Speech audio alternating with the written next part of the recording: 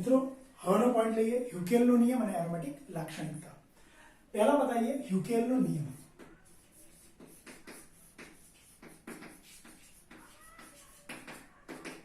જે સમતલીય અને ચક્રીય સંયોજનોમાં પાઈ ઇલેક્ટ્રોનની સંખ્યા 4n+2 મુજબ હોય તે સંયોજનો એરોમેટિક વર્તણૂક દર્શાવે છે।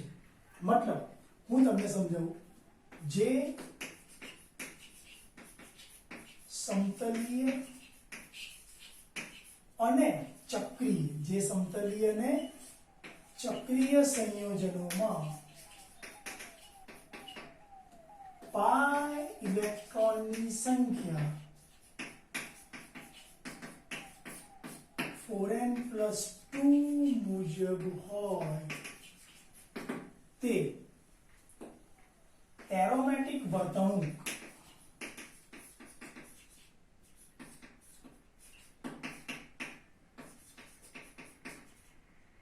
दर्शावे छे। जे समतलीय અને ચક્રીય સંયોજનોમાં પાઈ ઇલેક્ટ્રોનની સંખ્યા કેટલી 4n+2 મુજબ હોય તે એરોમેટિક વર્તણૂક, એરોમેટિક લાક્ષણિકતા દર્શાવે છે। હવે આની અંદર આપણે સીધા આગળ વધીએ। ઉદાહરણ તરીકે લઈએ બેન્ઝીન। ચલો, બેન્ઝીન એ એરોમેટિક છે, હું એવું કહું છું તો સાબિતી આપો। ચલો, બેન્ઝીન એ આ ટાઈપનો જે આપ સૌ જાણો છો કે બેન્ઝીનમાં દ્વિબંધ એકાંતરે છે, એટલે બેન્ઝીનમાં C સિંગલ બોન્ડ પણ છે, CC ડબલ બોન્ડ પણ છે। હવે બેન્ઝીન, નેપ્થેલિન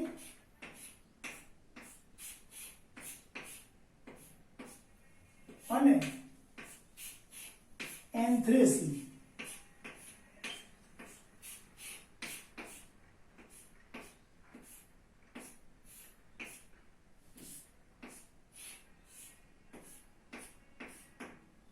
બેન્ઝીન, નેપ્થેલિન અને એન્થ્રેસીન ત્રણેય સ્ટ્રક્ચર જોઈ લઈએ આપણે।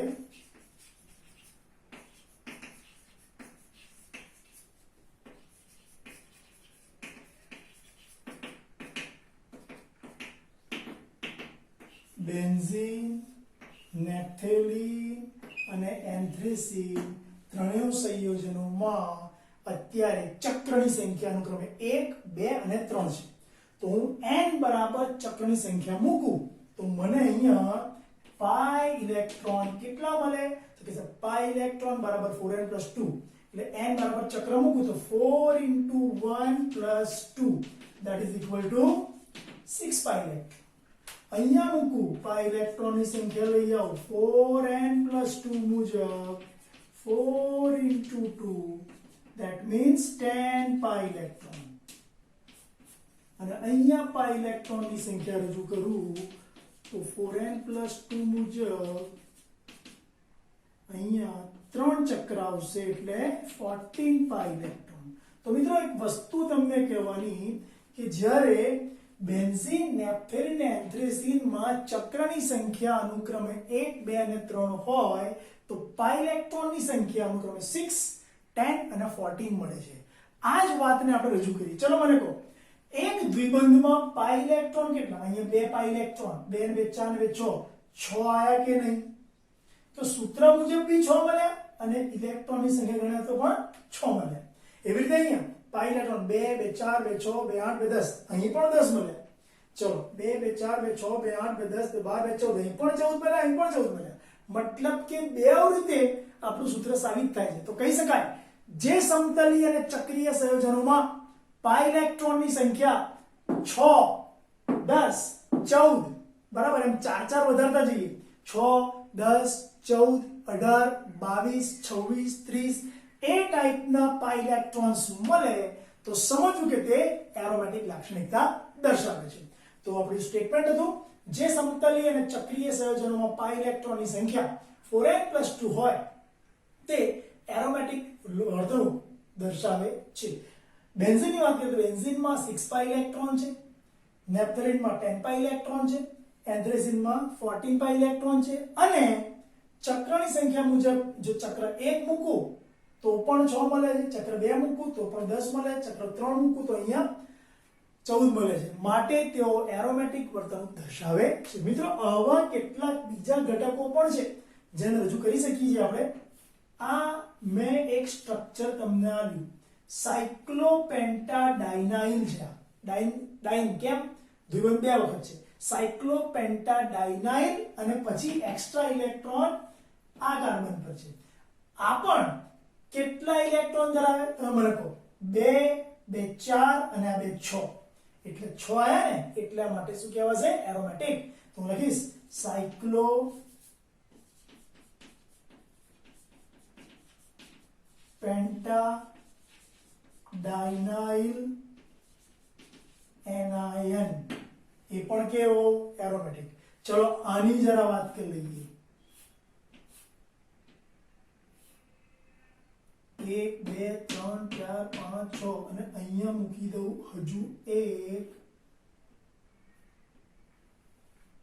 7 બોલો કેટલા થયા 1 2 3 4 5 6 7 અને અહીંયા હું મૂકું પ્લસ 4 છે રાઈટ અને અહીંયા મૂકું દ્વિબંધ આને કહેવાય સાયક્લોહેપ્ટાટ્રાઇનાઇલ કેટાયન ઓકે 7 છે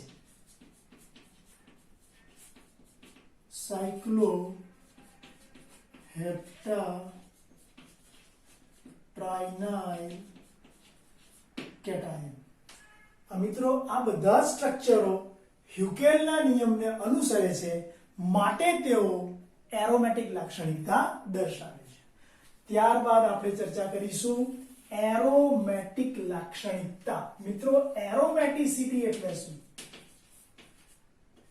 એરોમેટિસિટી અથવા તો એરોમેટિકરણ એટલે શું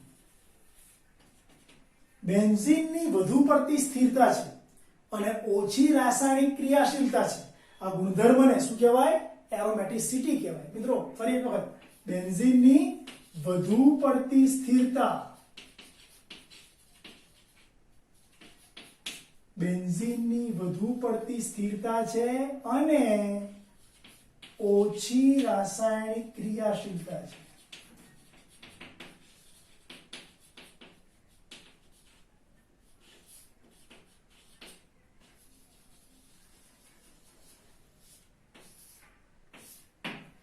બેન્ઝીનની વધુ પડતી સ્થિરતા અને ઓછી રાસાયણિક ક્રિયાશીલતા આ ગુણધર્મને એરોમેટિકરણ કહેવાય એરોમેટિસિટી કહેવાય એરોમેટિક લાક્ષણિકતા કહેવાય મિત્રો એરોમેટિક લાક્ષણિકતા કઈ કઈ છે તો નંબર 1 રજૂ કરીશું બેન્ઝીન એમાં સિંગલ બોન્ડ બી છે ડબલ બોન્ડ બી છે carbon carbon single bond as well as carbon carbon double bond જો કાર્બન કાર્બન સિંગલ બોન્ડ હોય તો તે આલ્કેનની જેવી કેટલીક પ્રક્રિયાઓ આપે પણ અમુક કેસમાં આલ્કેનની જેમ પ્રક્રિયાઓ નહીં આપતો એવી રીતે આલ્કેનની જેમ ડબલ બોન્ડ છે તો પછી આલ્કેનની જેવી પ્રક્રિયા આપતો હોવો જોઈએ આમ છતાં કેટલીક પ્રક્રિયાઓ આપે છે અને કેટલીક પ્રક્રિયાઓ નહીં આપતો એટલે બેન્ઝીનમાં કંઈક દ્વિબંધ વિશિષ્ટ રીતે સ્થપાયેલો છે તો એની જે એરોમેટિસિટી છે એ આપણે સમજવાની છે સમજીએ પહેલું આલ્કેનની જેમ આપણો બેન્ઝીન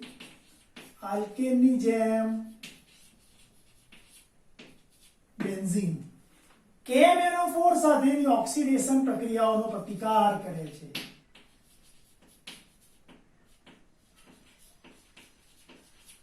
આલ્કેનની જેમ બેન્ઝીન KMnO4 સાથેની ઓક્સિડેશન પ્રક્રિયાઓનો પ્રતિકાર એનો સીધો મતલબ શું થયો કે આલ્કેન જેમ KMnO4 સાથે પ્રક્રિયા નહીં આપતો એમ આપણો બેન્ઝીન પણ KMnO4 સાથે પ્રક્રિયા નથી આપતો આલ્કેનની જેમ બેન્ઝીન H2Cl2 અને Br2 સાથે યોગશીલ પ્રક્રિયાઓનો પણ પ્રતિકાર કરે છે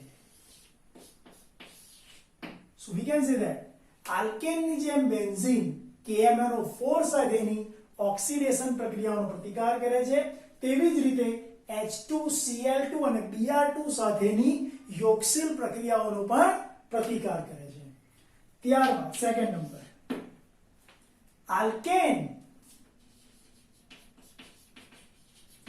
વિશિષ્ટ આલ્કેનની જેમ બેન્ઝીન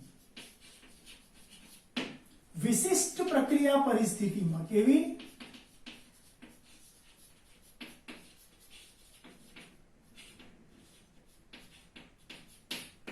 આલ્કેનની જેમ બેન્ઝીન વિશિષ્ટ પ્રક્રિયા પરિસ્થિતિમાં અમુક પ્રક્રિયાઓ આપે છે. કઈ પ્રક્રિયા આપે છે લિસ્ટ આપી દઉં. નાઇટ્રેશન, સલ્ફોનેશન,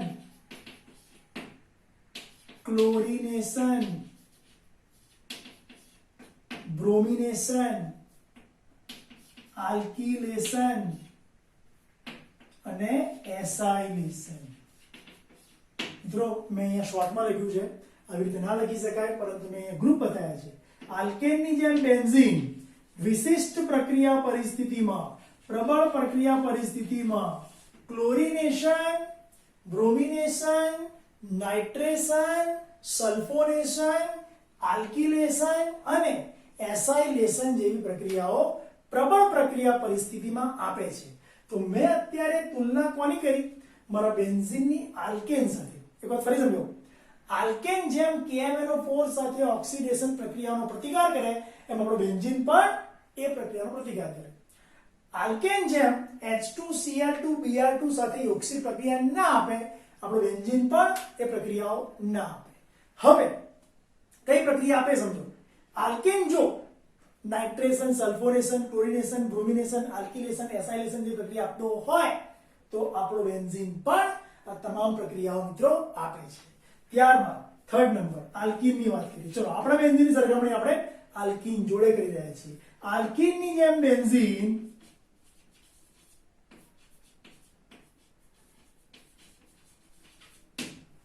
H2Cl2 અને O3 સાથેની યોગશીલ પ્રક્રિયાઓ આપે છે.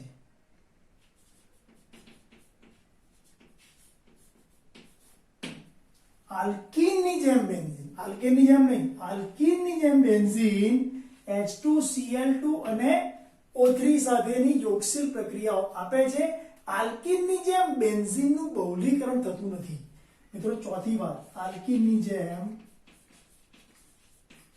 બેન્ઝીનનું બહુલીકરણ મતલબ કે પોલિમરાઇઝેશન, બહુલીકરણ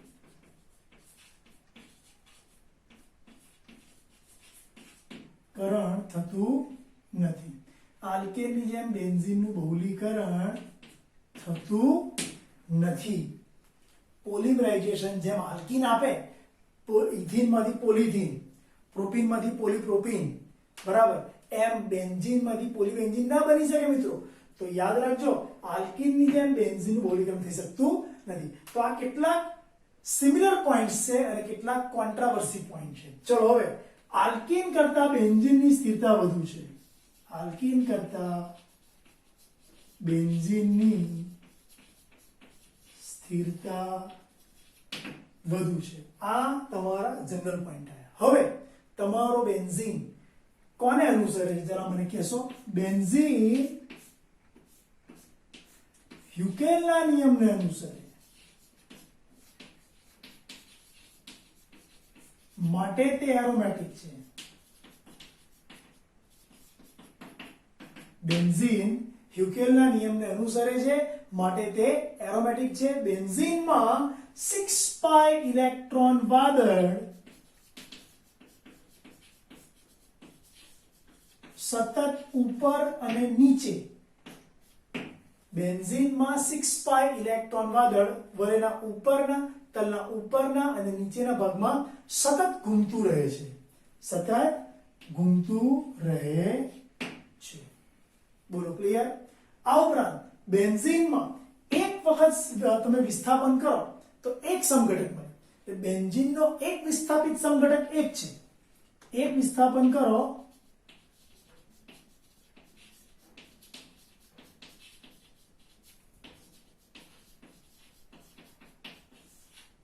અને દ્વિવિસ્થાપિત સમઘટક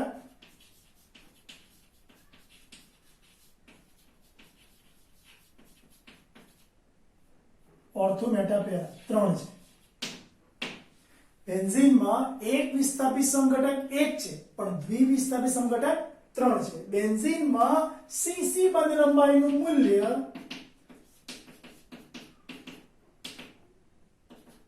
બેન્ઝીનમાં CC એકલ બંધનું મૂલ્ય 154 થી ઓછું અને સીસી દ્વિબંધનું મૂલ્ય એ પણ આલ્કીન 133 થી ઓછું એટલે કે મધ્યવર્તી 139 પિકોમીટર છે.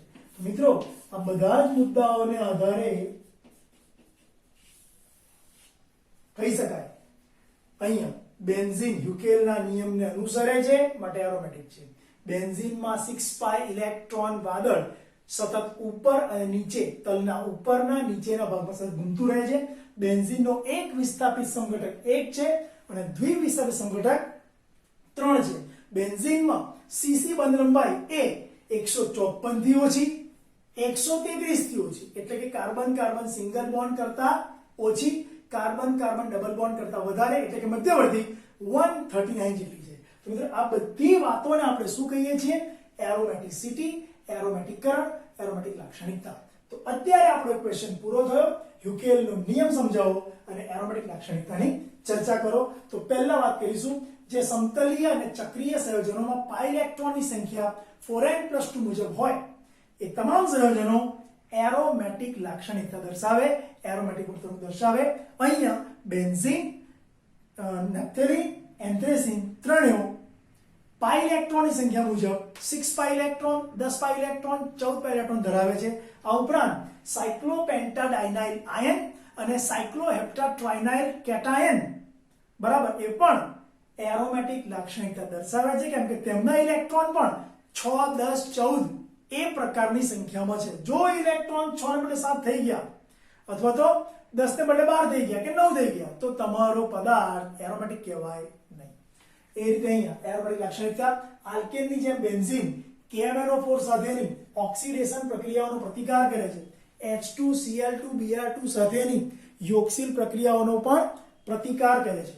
એવી રીતે આલ્કેનની જેમ બેન્ઝીન કેટલીક વિશિષ્ટ પ્રક્રિયા પરિસ્થિતિમાં nitration, sulphonation, chlorination, bromination, alkylation, acylation, nitration છે, સલ્ફોનેશન બરાબર પ્રક્રિયાઓ આપે છે પણ કેવી વિશિષ્ટ પ્રક્રિયા પરિસ્થિતિમાં. ત્યારબાદ ચર્ચા કરીશું આલ્કીન માટે. આલ્કીનની જેમ બેન્ઝીન H2Cl2 અને ઓઝોન સાથેની યોક્સિલ પ્રક્રિયાઓનો શું કરે છે? પ્રતિકાર નથી કરતો પરંતુ યોક્સિલ પ્રક્રિયાઓ આપે છે. હા, આલ્કીનની જેમ બેન્ઝીનનું પોલિમરાઇઝેશન એટલે કે બહુલીકરણ થઈ શકતું નથી. બેન્ઝીન બરાબર એ આલ્કીન કરતા વધુ સ્થિરતા ધરાવે છે કેમ કે એમાં ચક્ર છે અને દ્વિબંધ પાછા એકાંતરે છે. તો જે સમતલીય ચક્રીય સંયોજનોમાં પાઈ ઇલેક્ટ્રોનની સંખ્યા 4n+2 મુજબ હોય તેઓ એરોમેટિક બી છે, સ્થિરતા તેમની વધારે પણ છે. ત્યારબાદ બેન્ઝીન યુકેલના નિયમને અનુસરે છે. બેન્ઝીનમાં 6 પાઈ ઇલેક્ટ્રોન વાદળ ઉપર નીચે ઘૂમતું રહે છે. એક વિસ્થાપિત સંઘટક 1 છે, દ્વિવિસ્થાપિત સંઘટક 3 છે અને બેન્ઝીનમાં કાર્બન કાર્બન બંધ લંબાઈ એ 154 પણ નથી, 133 પણ નથી પણ બેની મધ્યવર્તી 139 છે એટલે કે આલ્કેન કરતા ઓછી, આલ્કીન કરતા વધુ અને 139 મધ્યવર્તી બને. તો આ બધા જ મુદ્દાઓને આપણે એક શોર્ટકટમાં મૂકી દીધા. નામ છે યુકેલનો નિયમ અને એરોમેટિક વર્તણૂક. ઓકે.